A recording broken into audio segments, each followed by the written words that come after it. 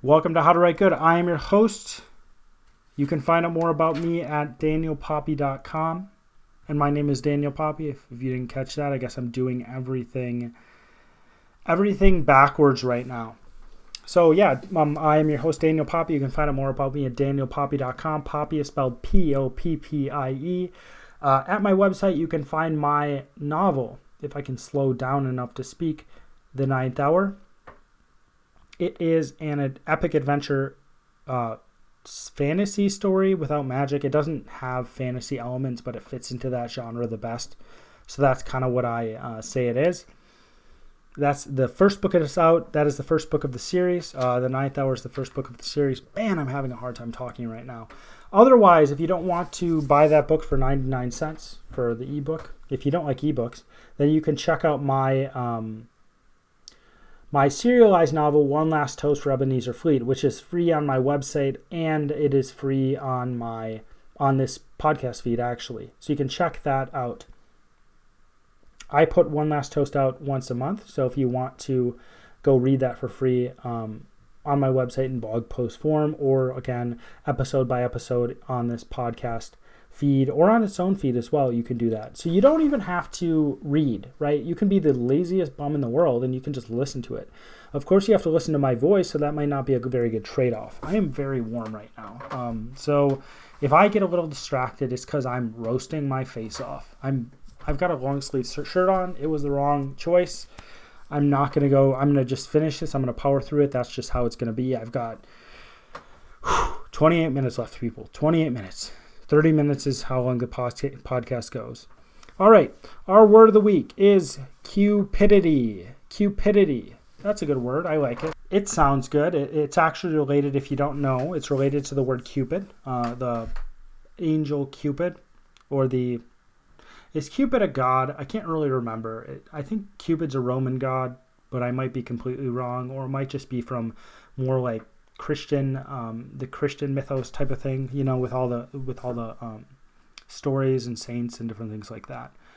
Christian mythos is like the grand story. Okay, so if you're a Christian and you're offended by that, I use it for the term like the grand story of that religion. You know, the Greek mythos is with all their gods and with the Titans and how Zeus overthrew it, and the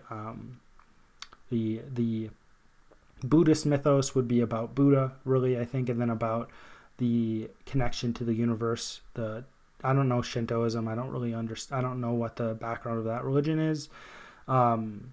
Hinduism would be their...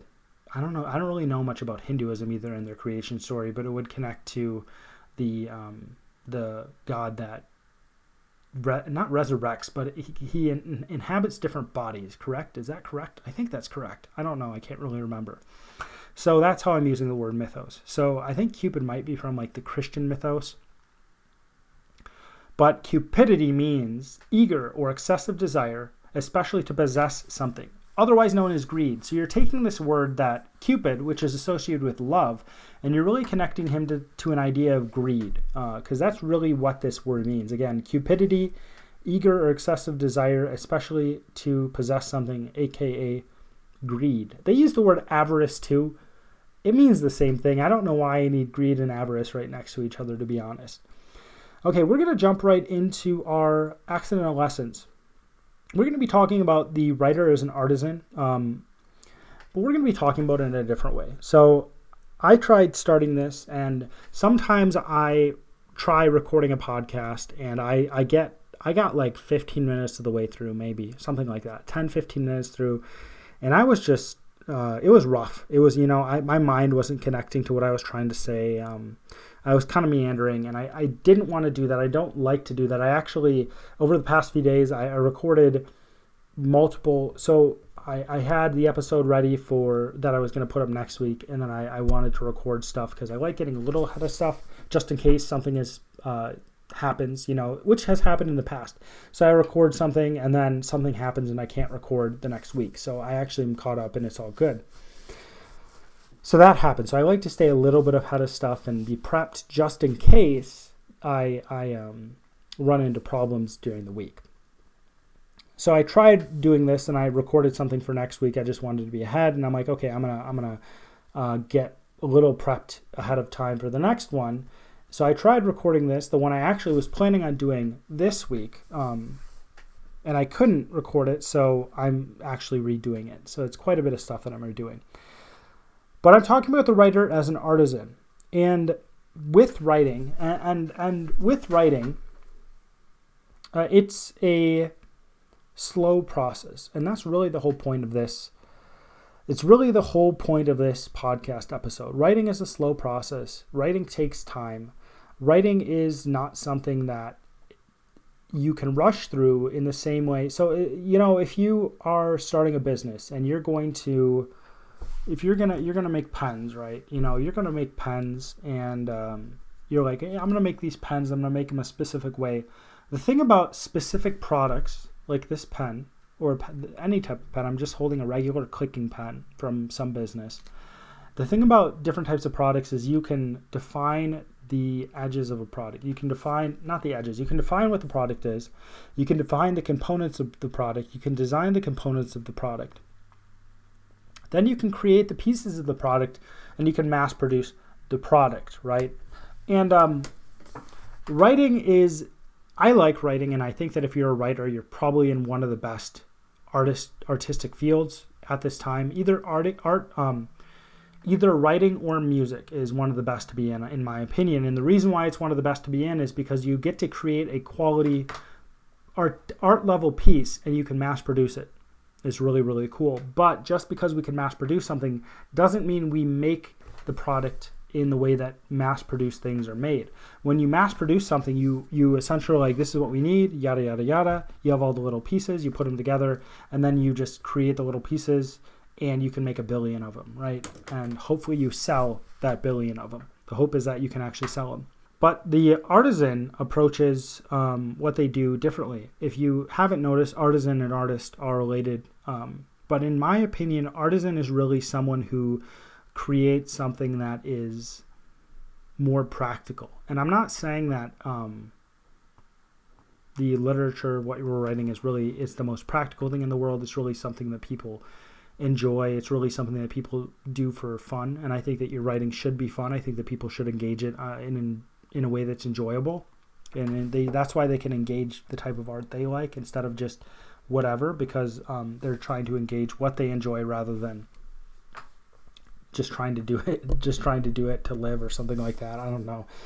So an artisan or someone, so let me pause for a second.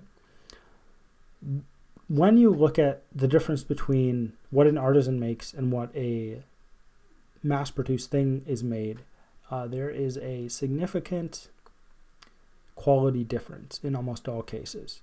From the best mass-produced thing down to the worst mass-produced thing, right? So if I get the best mass-produced mug that has ever been created in the history of the world, that mass-produced mug is not going to be as good as, I'm losing my voice.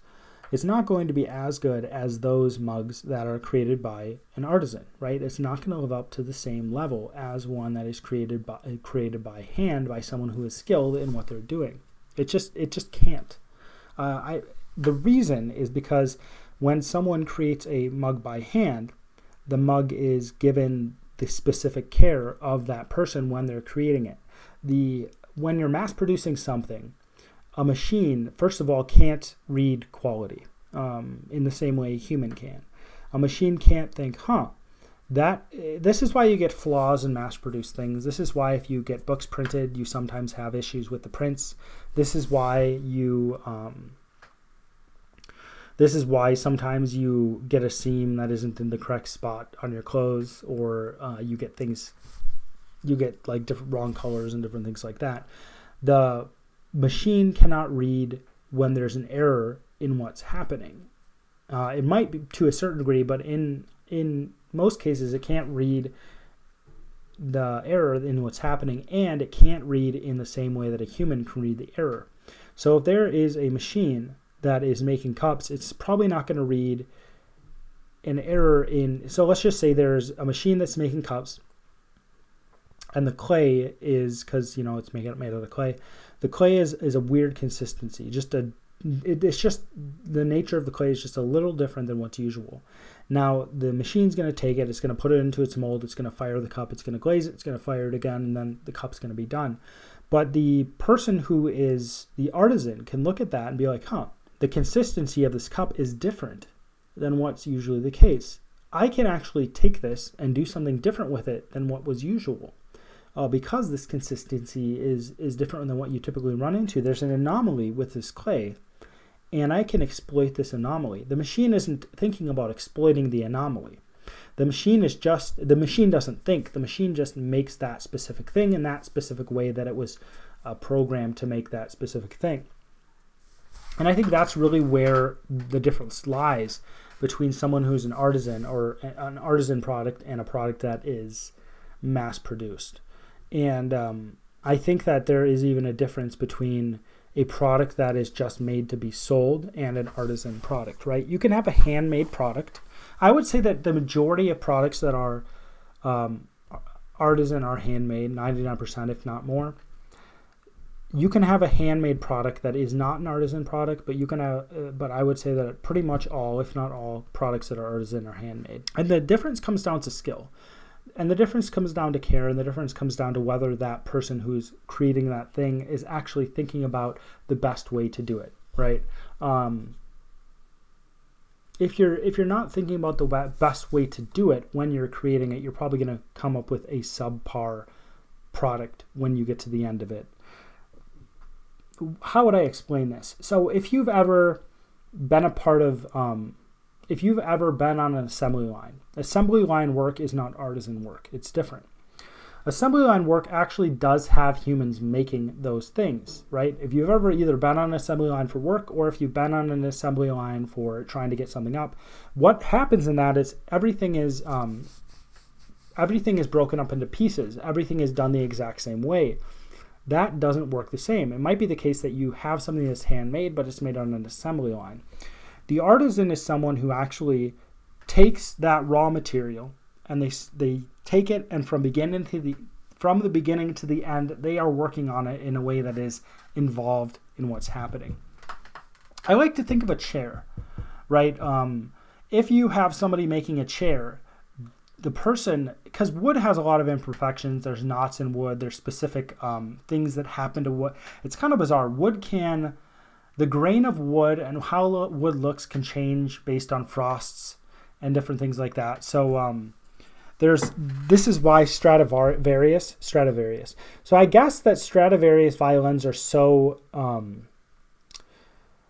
valuable because there was this, I don't know if it was a mini ice age or something like that in a certain part of Europe, and because of that mini ice age, these trees, when these trees were growing, they froze during that mini ice age or something like that, and the wood was a specific density, and there's something that happened to the wood, and because that specific thing happened to the wood, it was the perfect wood to create these violins from, and that's why you don't make Stradivarius, they don't make them anymore, and they cost millions of dollars or something like that, or hundreds of thousands of dollars. They're extremely expensive violins, but the person who was making those violins was probably looking at the wood and be like, this is perfect. This is perfect wood for these violins. We're going to make these violins, and they're going to be great.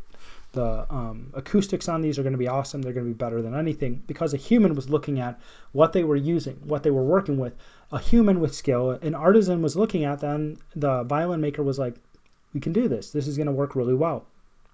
And they're still held up as one of, if not the best violins in the world, because they have a certain quality of sound to them that other violins can't match. And one of the reasons why is because of that specific natural event that happened that affected the wood that they were made out of, which is really interesting, which is really bizarre. But it looks at things differently. A person who's doing this looks at things differently. A person who is a ceramic artist, a person who's just making mugs, looks at that clay they're working with, and they think about how the clay functions, right? They're thinking about I don't know if the clay has viscosity because it's not a fluid, but they're thinking about the thickness of the clay. They're thinking about how strong it is if you stretch it, right? They're thinking about, okay, I have a certain amount of water in my clay.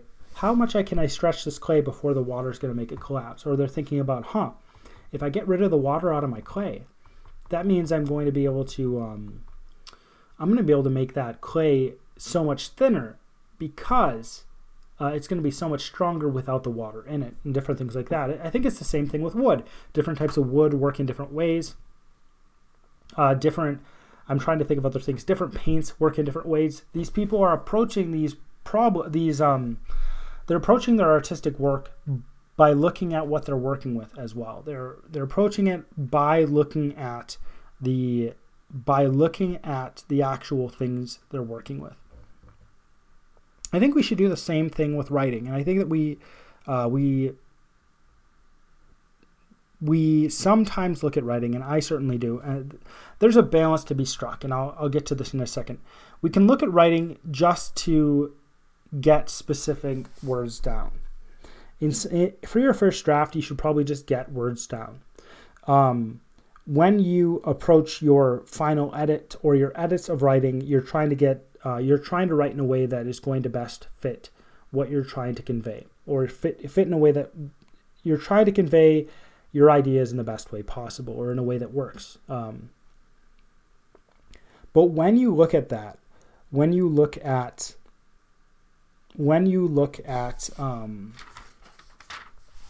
your work, when you're looking at what you're writing, I think you need to approach it in a little different way. Instead of trying to think, I'm just trying to find words that fit best, I think you can approach the whole entire language as your medium, right? So a ceramic artist uses clay, and there are different types of clay if you're not aware of that. So a ceramic artist will use, maybe they like a specific type of clay best, so they use that specific type of clay, and they understand how that clay works. A person who works with wood might have a specific type of wood that they like working with best. They understand how that wood works. They understand how much pressure it will handle. They understand how thin they can cut it and different things like that. They understand what the best type of stain is to use on it, whether something will weaken it if they put it on. They understand if they make certain cuts, or how to cut, or how to polish it, and different things like that.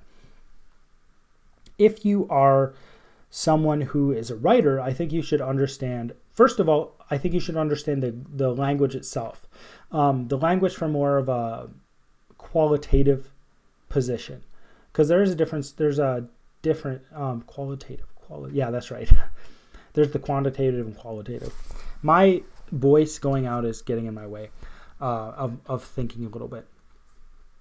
So when you're approaching writing, maybe consider approaching the language from a qualitative position. So what you're trying to do is you're trying to understand the language without thinking about the rules that have been told to you. And I think that this is what you do in a lot of cases when you are trying to make something artistic, or you're trying to make something that really approaches an artisan craft. You're trying to approach it in a way that you're connecting to the wood. You're trying to approach it in a way where you're connecting to the paint you're using, where you're seeing how the paint works in a way that isn't just, this is the rules I know, but you actually understand it on a deeper level. You understand if you're building a vehicle, right? If you're building a vehicle from the ground up, I think you need to start to understand how those components work if you want to do anything that's artistic or anything new. I think you need to understand that. If you're someone who, if you're an engineer and you're creating something in engineering and you want to make it elegant, or you want to make it good in that way, you've got to understand what you're actually using. In the same way, I think you've got to understand the language you're using. You might not write in English, right? You might write in another language. You need to understand the language you're using on a deeper level, just besides the grammar. And the reason why I think you need to understand it on a deeper level, besides just seeing the grammar of it, right? Just being like, hey, I know all the grammar rules. The reason why is because, first of all, language it evolves. It changes. It doesn't stay the same. It switches. There's slang that comes and goes. There's ways that people speak. If you look at a movie or a television series from the 50s, people talk in a significantly different way in those television series than they do now. And why is that? Is that because it reflected how people actually talked? Well, If you look at speeches from like JFK, there is a significant difference in how he spoke than how people speak now, right? There was a change in the culture. There was a change in how people did things. There might be some people who are still holdouts who talk like that. I actually think that a friend of mine, when I was a kid, his mom kind of had that. I don't know what it's called. That I don't remember what the accent's called. But she kind of had that way of talking. She was a little older than my parents. But if you understand language from a qualitative position where you're like, I get how this works, and I can if I need to, I can get through it without understanding all the grammar. I can just write in a way that follows after that language, which goes back to my first writing rule. I think it goes back to one of my writing rules. If you can do that, then you are probably going to be ahead of most people, because most people, I don't think, actually see the language first. Most people, I think, see the grammar. So I would say start with the language. Understand what the language is. Understand, what works in this language and what doesn't work. How does this language work? What are the weird nuances? What are the cool things? Just have your eyes open to what is going on in the language. After that, I would say that you need to understand the grammar of that language, the actual written grammar of the language. So understand the language itself apart from the grammar. Try to understand it. Just detach yourself from the grammar, understand it. And after that as well, understand the grammar and just dig into that grammar. It might be the case that you can't understand the language until you actually dig into the grammar, and that might happen, and that's okay. But I think that it's a different approach, right? I've always been of the opinion that all these different artistic endeavors are connected. That's why I'm so interested in different types of art, because I think they're all connected to this creative aspect, but they're all connected to this human innovation. They're doing something different with what we already have. And I think that's happening when you're building a chair, when you're throwing a cup. I think it happens when you're throwing a cup on a wheel, like clay. You're not throwing it across the room. I think that happens when you're writing as well. You're using that human creativity, you're using that human innovation, and we can learn a lot from other art forms and what they do to try to understand our own. And not everything works perfectly because we're all working in different areas, but we can still use that, and we can be like, well, does this apply? And if it does apply, then we can benefit from what they're doing in their area. I think it's always good to expand what you understand and what you know in any area, in artistic areas and non-artistic areas. But in this specific podcast episode, I'm just talking about specific artistic areas. So maybe dig into other artistic areas. Maybe get another hobby that is another artistic endeavor, because I definitely think they're connected, and I definitely think that they have a lot to teach you. So besides this, looking at yourself as an artisan is a good thing. Now, artisans in different areas don't necessarily get rid of their power tools, but one thing you might want to do to connect back to the language and connect back to writing too, because writing is a process and you need to understand that process. And I think the process is individualistic. It's different for every single person. Is maybe you need to write in a different way than you're writing now. So I write everything when I start longhand, right? I use a pen. I write it down in notebooks. The current book I'm working on right now is up to 6 notebooks, unfortunately. I was hoping that it wouldn't be that many. So I'm going to have like 180,000 words in my first draft that I'm going to have to deal with, unfortunately, right? But because I'm going to get it down to 100,000, that's why it's unfortunate, because I have to figure out what out of those 180,000 is going to actually stick. So I have to get rid of 80,000 words or something like that. But maybe if you write on the computer, consider writing longhand. Maybe I should write on the computer. Maybe you want to do a typewriter, or maybe you want to try just dictating it, voice to text, something like that. Something that breaks up what you're doing, that makes you think about it differently. That can actually help. It really can help. You don't try to do it in the same way all the time. And if you're feeling like you are at a dead end, if you're feeling like you're becoming stale in your writing, if you're feeling like you have writer's block, it might actually really help to slow down, to actually take in what you're doing, to take in how those things work, to understand them on that deeper level. Just a few different things. And then I'm going to be done. And I'm going to be done a little early, and that's it. My voice is going out, and I'm sorry about that. But there's this. It's a really cliche quote, but we're all about cliches on this podcast. They're just beautiful. I love them because most of the time things become cliches because of the fact that they have a lot of truth to them, and people get sick of them. But it's like, hey, it's true. That's why we say this, because it's a very true thing. It's something that. It's just so true that it applies to so many different situations and so many different people. And because it applies to so many different situations, so many different people, all those people are like, yeah, that's definitely true. Let's use that. It's like an aphorism that gets annoying, right? But there's this one, it's related to working out. It says only the miles that hurt count. And in your writing, when you are a writer, and this is my last thing and I'm done, maybe think about it that way. If you're someone who is struggling to write, if you're someone who's like, this is really difficult, I'm having a really hard time, maybe you're just building your writing muscles, right? Maybe you're just getting better at what you're doing. Maybe you will, if you keep on practicing, if you keep on relaxing, if you keep on, I think it's good to be like at a relaxed-ish state, so you're aware but you're relaxed at the same time. But maybe you need to practice that process of writing again and again and again, and you are hurting as you're going through it, right? You are hurting as you're going through it. It's a growing process. You don't get good at something in a day. It takes a long time to actually get good at something. So I'm going to actually leave you with that, and maybe the process of getting rid of those things that make us seem like we're going faster but don't actually help us.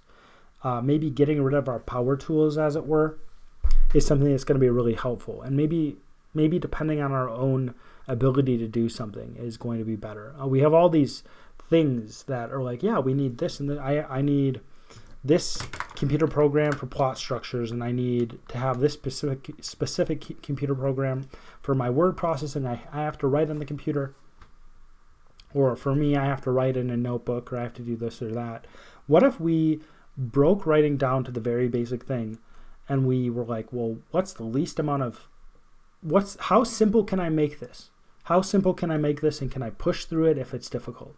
And we just do the basic act of writing. And if it does get difficult, we can just get good at doing that basic act of writing. And if we can add other things that are going to benefit us in the future, then I think that's going to be helpful in the end.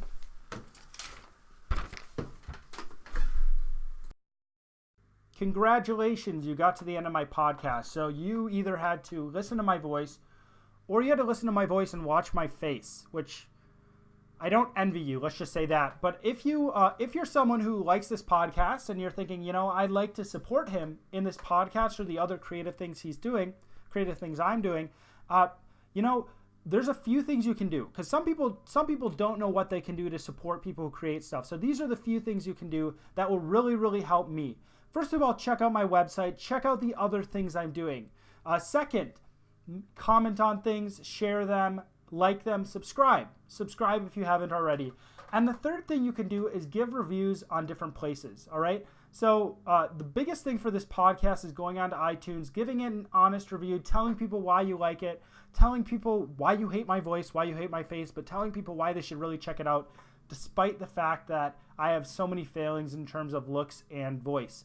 Other than that, if you want to check out my books, grab a copy of the book and listen to the serialized novel. Give digital copies away. That's a really big thing too. I always want to give you something that is valuable to you. I always want to give someone listening to this podcast something that's going to stick with them, or a book that they can actually own. And you can own that book for very, very cheap. So go check that on Amazon.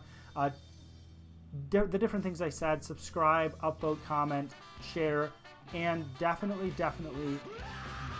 give it a review on iTunes. All right, as always, my name is Daniel Poppy, and this is How to Write Good.